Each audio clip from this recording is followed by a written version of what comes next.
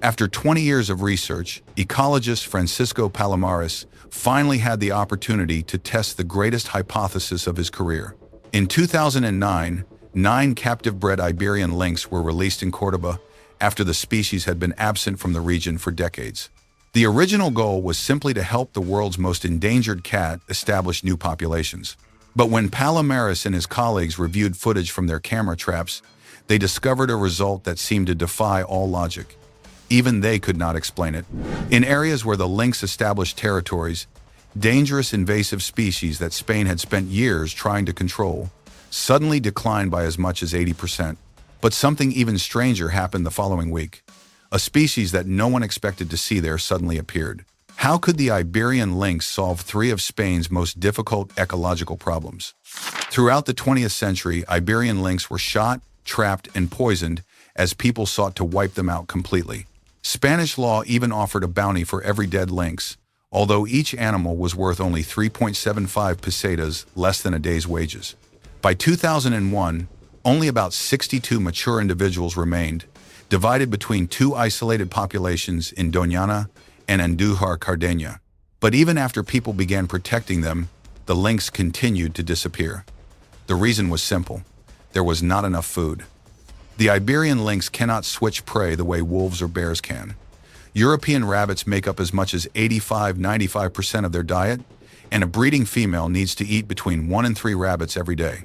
In 1952, myxomatosis appeared in Spain and, within just 3 years, killed more than 95% of the rabbits on the Iberian Peninsula.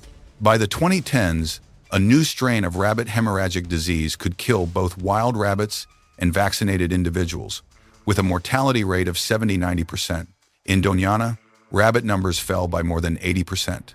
When rabbit populations declined by 60–70%, the lynx's reproductive rate dropped by about 65%.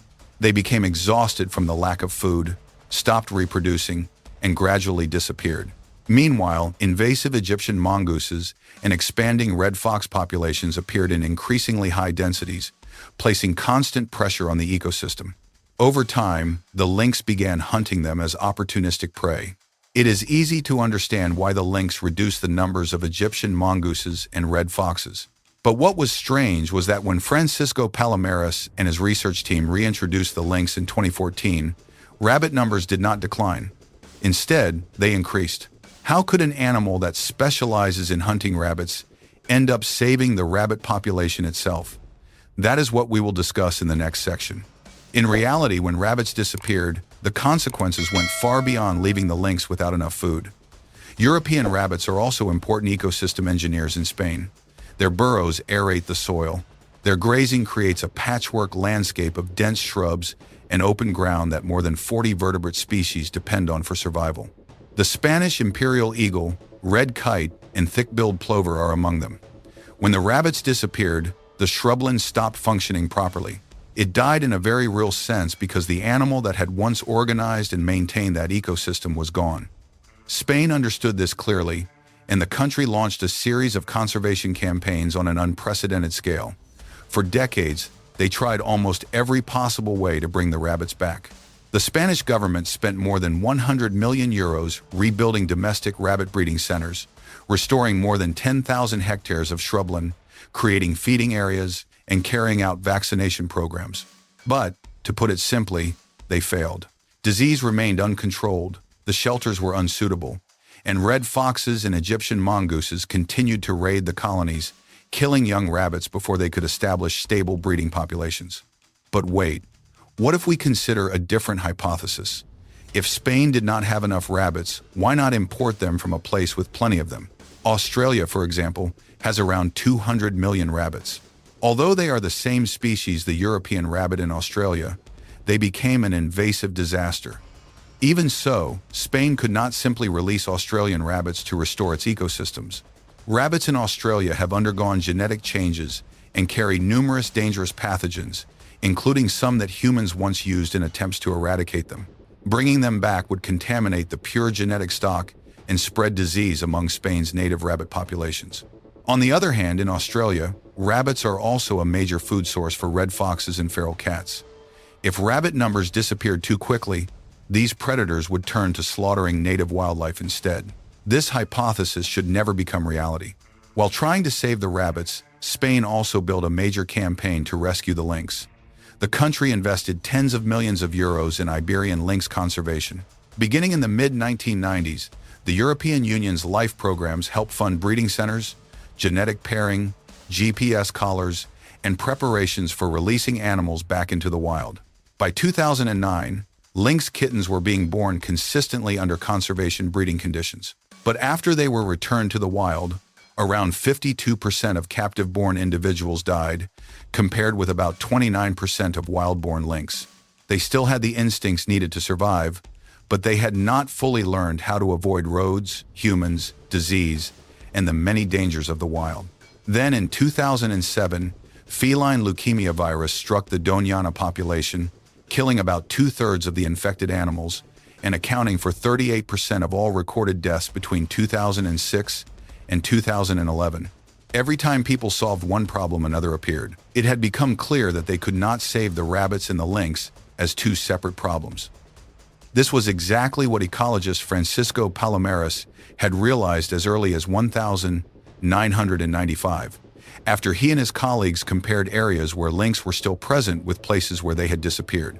The data showed that the relationship between lynx, rabbits, and other predators was far more complex than previously believed. Palomares began to understand that saving the lynx could not be achieved simply by breeding more of them, and saving the rabbits could not be accomplished merely by building more burrows or releasing more animals. What had to be restored was the entire network of relationships that had once kept this landscape in balance. As mentioned earlier, by 2001, wild Iberian lynx survived in only two remaining populations, Doñana and the Sierra Morena Mountains. Completely separated by busy highways, farmland, and barren stretches of land, they no longer had any chance of finding one another. It was time for a true recovery campaign to begin. The first step was habitat.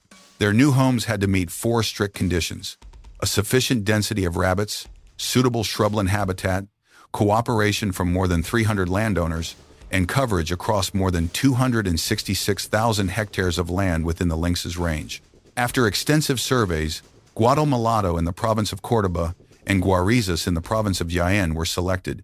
Both were located within the Sierra Morena Ecological region, but lynx had been absent from them for an entire generation. For Francisco Palomares and his colleagues, this was an unprecedented natural experiment. For the first time, they could observe the same ecosystem both before and after the return of its top predator. In 2009, captive-bred lynx were placed inside transport crates in Andalusia and taken to the release sites. Every Iberian lynx has a unique coat pattern. No two individuals have the same arrangement of spots. These markings function like fingerprints, and for years, researchers had photographed and documented each animal. GPS collars tracked their movements. Camera traps placed 500 meters apart and recorded their behavior. At dawn, the crates were opened one by one. Within only a few weeks, the released animals had established home ranges. The males traveled across large areas. The females settled into territories within 2 to 3 weeks. Then, camera trap data from those territories began recording something the research teams had not seen there in many years. Then the cameras recorded a strange change. In places where lynx appeared regularly, red foxes and Egyptian mongooses began retreating from their familiar trails. They did not necessarily have to be hunted or killed. Simply detecting the scent, tracks, and presence of a stronger competitor was enough to make them change their routes and avoid the area. The numbers of red foxes and Egyptian mongooses in the region fell by about 80%, while wild rabbits and red-legged partridges gradually began to return. Researchers estimated that the total number of rabbits consumed by the entire predator community declined by as much as 55.6%. Just a few months later, rabbit burrows that had once been abandoned began showing fresh tracks. The soil around their entrances had been disturbed by digging, and rabbit colonies finally had enough time to reproduce and become stable. An ecological order that had seemed lost was beginning to return. However, the lynx had not stopped hunting rabbits. Rabbits still made up 85% of the lynx's diet. This fact was exactly what made the rabbit's recovery so difficult to understand. A predator returned. That predator ate rabbits, yet rabbit numbers increased. The logic no longer seemed to make sense, but in reality, it did. In areas without a top predator, medium-sized predators fill the ecological gap. In Mediterranean shrubland, the two dominant mid-sized predators are the red fox and the Egyptian mongoose. Both prey heavily on rabbits, not only by killing them directly, but also by disturbing their burrows, destroying their shelters, and creating constant behavioral pressure that forces rabbit colonies to relocate instead of reproducing. In areas without lynx, fox and mongoose activity consistently exceeded normal levels within their territories.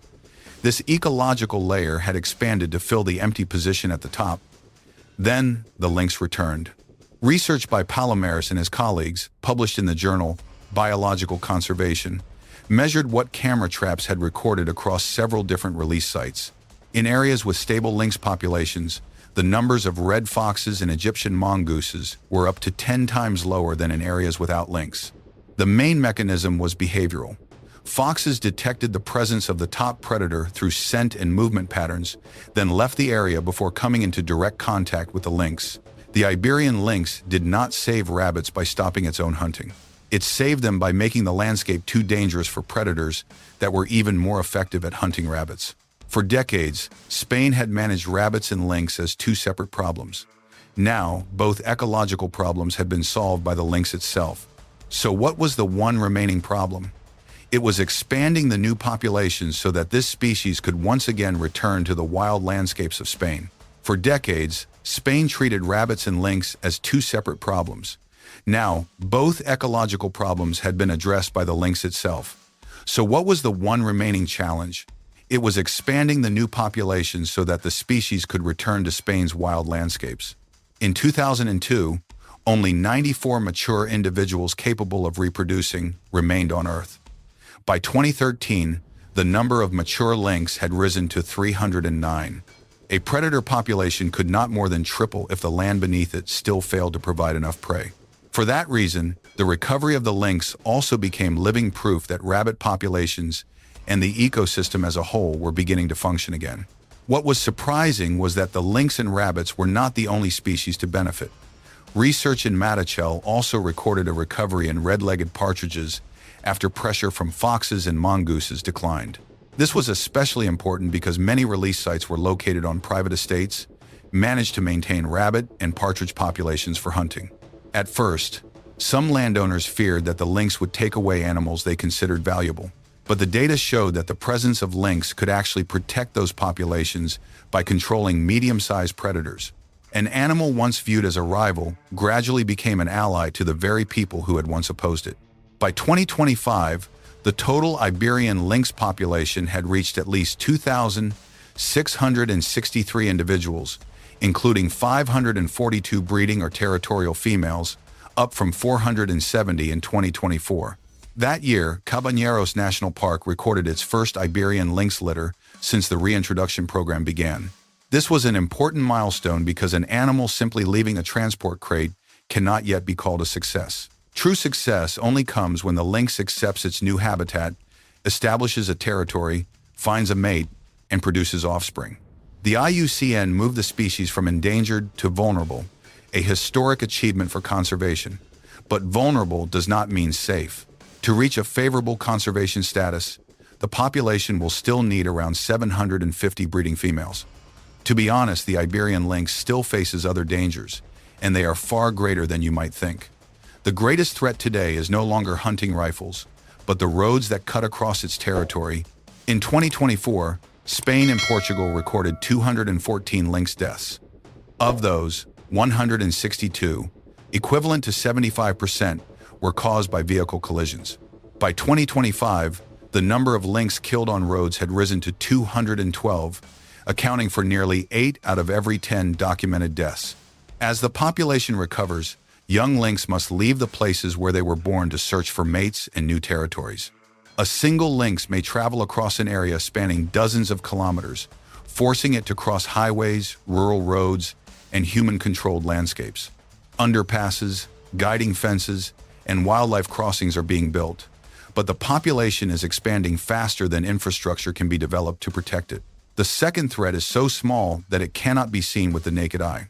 The RHDV-2 virus once caused rabbit numbers to fall by 80% in Doñana and by 75% in Andújar, reducing the lynx's successful breeding rate by about 65%. Castilla-La Mancha now holds nearly 46% of Spain's lynx population, but its rabbit populations remain highly vulnerable. A single outbreak occurring in the wrong place at the wrong time could undo a recovery that took decades to build. Conflict with humans has not completely disappeared either. Poisoning and illegal killing still occur in areas where laws are weakly enforced. However, in Andalusia, 2 decades of persistent investigation and prosecution have helped reduce wildlife poisoning incidents by more than 90%. Perhaps the greatest change lies in how society values the lynx. In 1953, the carcass of a lynx was worth only 3.75 pesetas. But in 2019, when a hunter shot and killed a GPS-collared female named Nenefar and claimed that he had mistaken her for a fox, the court ordered him to pay 100,800 euros in compensation and banned him from hunting for 3 years. The same animal, separated by 7 decades, had gone from a creature people were paid to destroy to a symbol the law was determined to protect. Returning to the person who played the greatest role in this project, Francisco Palomares, the most important part of his research journey was not a single moment of discovery, but the way that scientific question gradually changed how people viewed the entire landscape. For years, the lynx was treated as one problem that needed to be saved. Rabbits were another problem that needed to be restored. Foxes and mongooses were handled as separate threats, while habitat, disease, and roads belonged to entirely different projects. But nature has never operated according to separate lists like these. The lynx hunts rabbits, but it also controls other predators that hunt rabbits. Rabbits are both prey and animals that shape vegetation and the structure of the ground. A virus can wipe out the food supply within just a few seasons. Roads can divide populations that have only recently been restored. Every link affects all the others. For that reason, this success does not belong to Palomares alone or to any single scientist.